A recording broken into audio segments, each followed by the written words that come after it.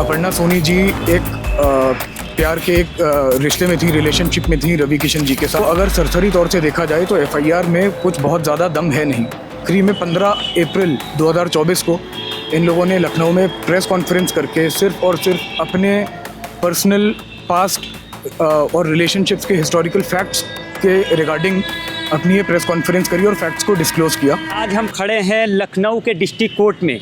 हमारे साथ एक वकील साहब मौजूद हैं जो आज रवि किशन मामले में सुनवाई हुई थी। और रवि किशन का केस तो आपको पता ही होगा, काफ़ी चर्चित और काफ़ी फेमस है। आज हम इनसे बात करेंगे कि क्या सुनवाई में रहा, क्या उनकी वाइफ की तरफ से हुआ और प्रेमिका की तरफ से क्या मामला है पूरा। सर क्या नाम है आपका? एडवोकेट नचिकेता वाजपेयी। तो सर क्या है मामला पूरा? देखिए, आज इनका एंटीसिपेटरी बेल एप्लीकेशन लगी थी, अपर्णा सोनी, शिनोवा, राजेश सोनी, इन लोगों की। ये एफआईआर जो है, पहले मैं बस एक क्लैरिफिकेशन दे देता हूँ। जो आपने कहा कि रवि किशन केस है, ये रवि किशन का केस नहीं है, रवि किशन जी का केस नहीं है। ये एफआईआर उनकी वाइफ ने करी है अपर्णा सोनी और उनके फैमिली के अगेंस्ट में। रवि किशन जी सिर्फ इस कहानी का एक हिस्सा हैं, हालांकि उनका केस नहीं बोला जा सकता तकनीकी तौर पे। इसके अगर थोड़ा सा फैक्चुअल बैकग्राउंड बताऊं, एक और क्लैरिफिकेशन, ये मेरा कोई भी पर्सनल ओपिनियन या कमेंट नहीं है इस मैटर पे। जो भी है, ये अपर्णा सोनी जी और उनके फैमिली का जो वर्जन है वो मैं आपको बताऊंगा। 1995 से अपर्णा सोनी जी एक प्यार के एक रिश्ते में थी, रिलेशनशिप में थी रवि किशन जी के साथ, उनके मुताबिक, जिसके परसुएंस में 1998 में एक बेटी का जन्म हुआ जिनका नाम है शिनोवा। इनका काफ़ी लंबे टाइम तक बातचीत, आपसी आना जाना ये सब लगा रहा, मगर हाल फिलहाल में कुछ आपसी मतभेद की वजह से, कुछ तनाव की वजह से, खासकर जब शिनोवा ने अपना बायोलॉजिकल बेटी होने के नाते रवि किशन जी से अपने हक मांगे, उसके बाद आखिरी में 15 अप्रैल 2024 को इन लोगों ने लखनऊ में प्रेस कॉन्फ्रेंस करके सिर्फ और सिर्फ अपने पर्सनल पास्ट और रिलेशनशिप्स के हिस्टोरिकल फैक्ट्स के रिगार्डिंग अपनी ये प्रेस कॉन्फ्रेंस करी और फैक्ट्स को डिस्क्लोज़ किया। आनन फानन में बिल्कुल अगले ही दिन गंभीर सेक्शंस जैसे कि 386 आईपीसी एक्सटॉर्शन, जिसमें 10 साल की सज़ा होती है, वैसे सेक्शंस के तहत एक एफआईआर फाइल कर दी गई। और एफआईआर को अगर सरसरी तौर से देखा जाए तो एफआईआर में कुछ बहुत ज़्यादा दम है नहीं।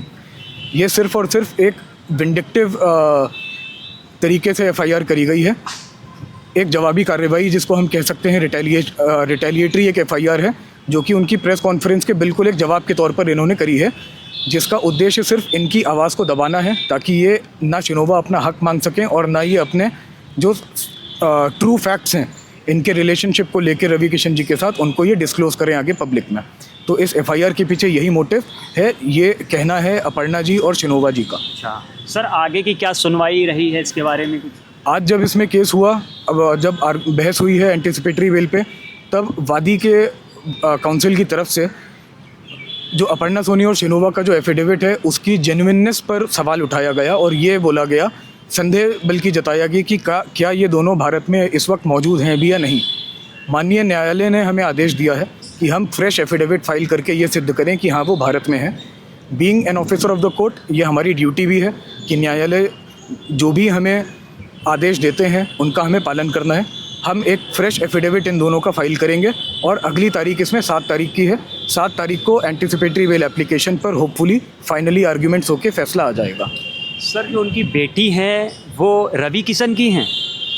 उनके मुताबिक हाँ, उनके मुताबिक रवि किशन की बेटी है। जी, उनके मुताबिक 1995 में जब अपर्णा जी और रवि किशन जी का रिलेशनशिप था, उस रिलेशनशिप से शिनोवा जी का जन्म हुआ था 1998 में। तो अब वो मांग कर रहे हैं कुछ? जी, वो अपना बायोलॉजिकल डॉटर होने के नाते जो भी उनके राइटफुल क्लेम्स और ये बनते हैं, उनकी मांग वो लोग कर रहे हैं। उस पर मैं कुछ खास अभी कमेंट नहीं करूँगा, क्योंकि आज का मामला उनकी बेटी के मांग का नहीं था। आज का मामला सिर्फ एंटीसिपेटरी बेल को लेके था। कब से ये केस कर रखा है उन लोगों ने? ये एफआईआर इन लोगों ने 16 अप्रैल 2024 को ही करी थी, बिल्कुल एक दिन बाद, यानी कि 15 अप्रैल 2024 में जब अपर्णा सोनी और शिनोवा ने और राजेश जी ने प्रेस कॉन्फ्रेंस करी, बिल्कुल उसके अगले दिन 16 अप्रैल 2024 को ये एफआईआर कर दी गई थी। वो रहने वाली कहाँ की हैं? लखनऊ की क्या? वो मुंबई से हैं। अच्छा, मुंबई से। तो सर, लखनऊ का क्या ताल्लुक? जैसे लखनऊ के कोर्ट में ये आ गया, डिस्ट्रिक्ट कोर्ट में। जी, इन्होंने अपर्णा जी ने जो एफआईआर करी है, वो अपर्णा जी के खिलाफ जो एफआईआर करी गई है रवि किशन जी की वाइफ के द्वारा, वो रजिस्टर लखनऊ में कराई गई है, ये बोलते हुए कि मुझे यहाँ पर फ़ोन आया था धमकी भरा और पैसे मांगे गए।